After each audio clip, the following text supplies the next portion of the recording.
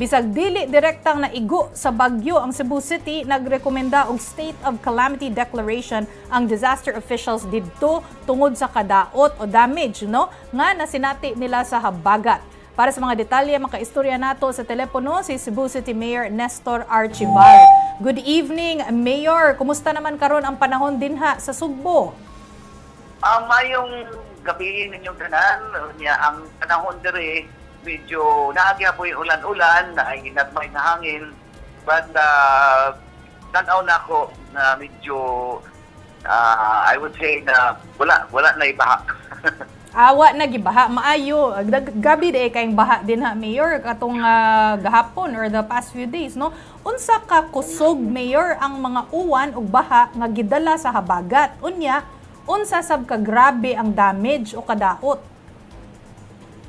So far wala man gyud kayo grabe ang kadaot. Naanay pila ka buok nga area sa bukid na landslide. So dili kayo grabe ang atong nabantayan tungod lagi sa kusog sa hangin, medyo naasay ulan at during the time pagkahapon nisaka ang tubig by high tide, so mo na nga nitaas-taas, but eventually na naog gyapon ang level sa tubig. Unsa to ang last statement nimo, Mayor? Eventually na unsa? Dili kay ko kaklaro. Bring it back. Ingon ka, Mayor, na ay hangin, naasay ulan, and during that time nisaka ang tubig, pero eventually yes, na yan, di ba? In a sense nga, nag-abot man gud ni ang diri sa dakit sa player area, nagdungan, no? High tide, doon niya nakuhan, so muna mo rin nila pagkit, but eventually, dali ra siyang nanaog ni subside. Dali ra na naog. Okay. Mayor, mangutana lang ko nimo, giaprubahan na ba nimo ang State of Calamity Declaration ug para mahibaw-an ba? Sorry, go ahead, Mayor. Moni na itabo gahapon ang disaster committee sa syudad, nag-meeting sila on they were thinking na I think it's best na atong declare calamity para pag-session, fully by session kung Wednesday o makakaya ba o special session Monday or Tuesday, mahimo sa council o declare of calamity. So para at least makahimo tag mga quick response or preventive ba sa himo na to para malikayan ang pag-grabe sa pagsaka sa tubig. Ug para mahibaw-an sa inyong mga kaigsuonan din ha sa Sugbo, Mayor, explain sad nato kung unsa ang intention o purpose aning state of calamity.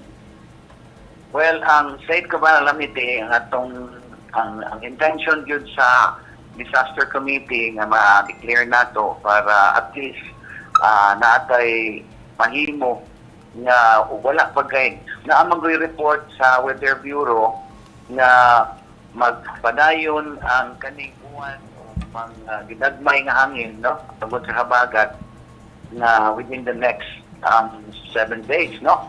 Unya aron lang gyud nga mapaangandam ta unya makapangita tag paagi like mag-deselting ta sa mga sapa aron ang iyang level more or less mabalik sa original nya aron og mag-uwan og kusog kayo unya pagkaman mag high tide at least dili kayo makahatag og dako nga katalagman through sa flooding. Unya, sa karon, Mayor, no, as of now ba, kinahanglan ba mo og tabang gikan sa national government na gyud? So far wala tay kinahanglan sa pagtan-aw sa disaster committee. Ang ilalang gitan-aw na makapreparar ta because we understand nga naamang goy mo-continue ang ulan ug ang hingalan nato mga kaning habagat, no, nga habagat ay low pressure area sa may north dinha sa inyo sa Luzon, maapektar man gyud dinhi sa syudad. But wala ta makinahanglan og tabang gikan sa national government. Okay, giklaro lang namo, Mayor. Nya, Mayor, basig na kay message ba para sa mga kaigsuonan nato dinha sa Cebu? That's correct. No, ang usa sa ako yung basic nga gihangyo sa atong mga katawhan, kaning mga ulan manggod, importante ni nga ato makatch, no, na in fact na amantay balaod na national na asad sa atong local ordinance nga ang kaning ulan ato gining sauron.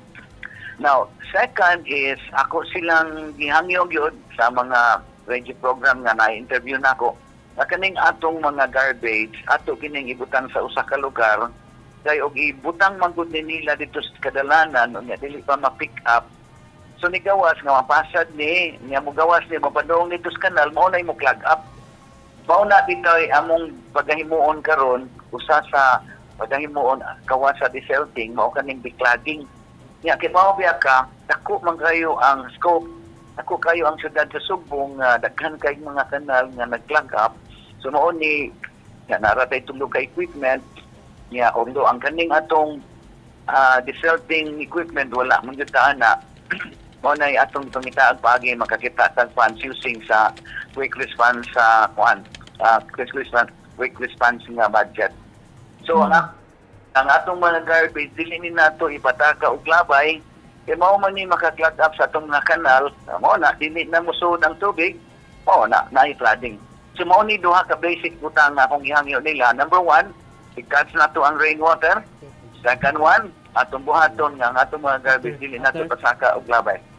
Okay, klaro kaayo Mayor. Daghan kayong salamat nimo og happy weekend, no? Maintag dili ni ang last time nga magsinulti ay ta. Cebu Nestor Archival. Daghang salamat.